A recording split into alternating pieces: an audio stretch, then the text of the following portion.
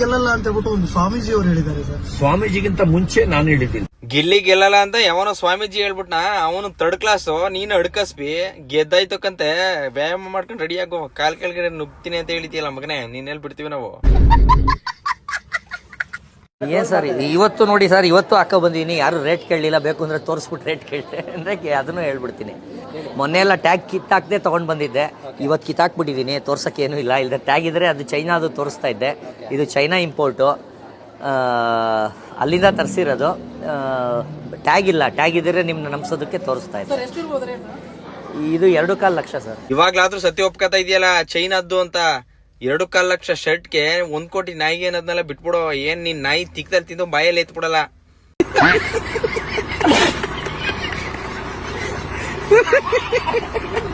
ನಾನು 8ನೇ ಕ್ಲಾಸಲ್ಲಿ ಟ್ಯೂಷನ್ಗೆ ಹೋಗ್ತಾ ಇದ್ದೆ. ಅಂದ್ರೆ ಹುಡುಗರೆಲ್ಲ ಒಂದ್ ಸೈಡು, ಹುಡುಗಿರೆಲ್ಲ ಒಂದ್ ಸೈಡು. ನಾನು ಎಷ್ಟು ಗಾಂಡು ಈಗ ಗೊತ್ತಾಯ್ತು. ಎಷ್ಟೋ ವಯಸ್ಸು ನಿನಗೆ? 26 ವರ್ಷ. ಕತ್ತೆಗಾಗಿರೋ ವಯಸ್ಸಾಗಿದೆ ಲೋಫರ್ ನನ್ ಮಗನೇ. ಚಂಡಾಳ ನೀನು. ಜಗ್ಗು ಮಹಾನ್ ಕಲಾವಿದ.